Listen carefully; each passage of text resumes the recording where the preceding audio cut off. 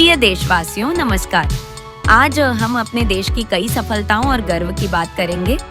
हाल ही में शुभांशु शुक्ला की अंतरिक्ष यात्रा पर चर्चा हुई। जब वे सुरक्षित पृथ्वी पर लौटे तो पूरे देश में खुशी की लहर दौड़ी। इसके अलावा चंद्रयान-3 की सफलता ने बच्चों में स्पेस साइंस के प्रति नई जिज्ञासा जगाई है। इंस्पायर मानक अभियान में लाखों बच्चे भाग ले रहे हैं और देश में स्पेस स्टार्टअप्स भी तेजी से बढ़े हैं।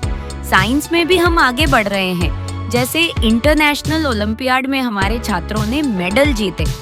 भारत में 23 अगस्त को नेशनल स्पेस डे मनाया जाएगा और अगले महीने मुंबई में एस्ट्रोनॉमी ओलंपियाड हो रहा है, जिसमें 60 देशों के छात्र भाग लेंगे।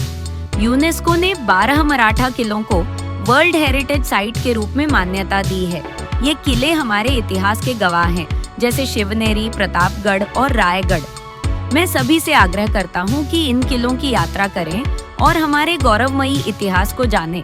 साथ ही स्वदेशी आंदोलन के जरिए स्थानीय उत्पादों को बढ़ावा देने का काम हो रहा है। 7 अगस्त को नेशनल हैंडलूम डे के 10 साल पूरे हो रहे हैं। टेक्सटाइल सेक्टर में लाखों लोग जुड़े हैं और यह हमारे सांस्कृतिक विविधता का प्रतीक है। इसके अलावा उड़ीसा में एक अद्भुत पहल हो रही है, जहां कीर्तन के जरिए लोगों को पर्यावरण संरक्षण के बारे में जागरूक किया जा रहा है। भारत सरकार ने ज्ञान भारतम मिशन की शुरुआत की है, जिसके तहत प्राचीन पांडुलिपियों को डिजिटाइज किया जाएगा, ताकि हमारी सांस्कृतिक धरोहर को संरक्षित किया जा सके। देश में जलवायु संरक्षण के लिए भी प्रयास जारी हैं, जैसे असम के काजीरंगा नेशनल पार्क में पक्षियों की 40 नई प्रजातियों की पहचान की गई।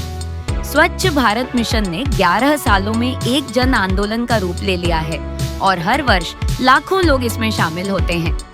कई शहरों में नए तरीके अपनाए जा रहे हैं, जैसे बेंगलुरु, उत्तराखंड और गोवा में।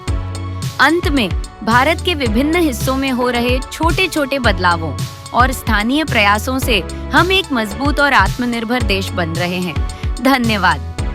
प्रधानमंत्री नरेंद्र मोदी ने रविवार को मन की बात के 124वें एपिसोड में झारखंड के गुमला जिले का विशेष उल्लेख किया।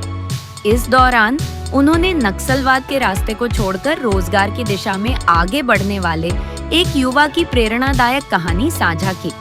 प्रधानमंत्री ने कहा, कभी-कभी सबसे ज्यादा उजाला वहीं होता है जहां सबसे अधिक अंधकार होता है। प्रधानमंत्री ने कहा, गुमला जिले का उदाहरण इस बात का जीता जागता प्रमाण है। कुछ समय पहले तक ये इलाका माओवादी हिंसा के लिए जाना जाता था। बसिया प्रखंड के कई गांव वीरान हो चुके थे। लोग डर की छांव में जी रहे थे। रोजगार के मौके नहीं थे, जमीनें खाली पड़ी थीं और युवा पलायन कर रहे थे। लेकिन फिर चुपचाप बड़ी मेहनत और धैर्य से एक बदलाव की शुरुआत हुई। ओम प्रकाश साहू नाम के एक युवा ने हिंसा का रास्ता छोड़कर मछली पालन शुरू किया और फिर अपने जैसे और युवाओं को भी इस दिशा में प्रेरित किया। प्रधानमंत्री ने इस उदाहरण को देश के विकास के रास्ते से जोड़ा और कहा कि विकसित भारत का रास्ता आत्मनिर्भरता से होकर गुजरता है और वोकल फॉर लोकल इसका सबसे मजबूत आधार है। इसके अलावा प्रधानमंत्री मोदी ने भारत के अंतरिक्ष मिशन और हाल ही में अंतरिक्ष से लौटे शुभांशु शुक्ला की सराहना भी की। उन्होंने बताया कि पूरे देश में बच्चों के बीच अंतरिक्ष के प्रति नई उत्सुकता और जिज्ञासा बढ़ रही है और इसके परिणाम स्वरूप आज अंतरिक्ष क्षेत्र में 200 से अधिक स्टार्टअप सक्रिय हैं। 5 साल पहले इस क्षेत्र में स्टार्टअप्स की संख्या 50 से भी कम थी। अब यह संख्या दोगुनी से भी ज्यादा हो चुकी है। प्रधानमंत्री मोदी ने यह भी कहा कि शुभांशु शुक्ला की पृथ्वी पर सुरक्षित वापसी ने पूरे देश को गर्व से भर दिया और हर दिल में एक नई खुशी की लहर दौड़ गई।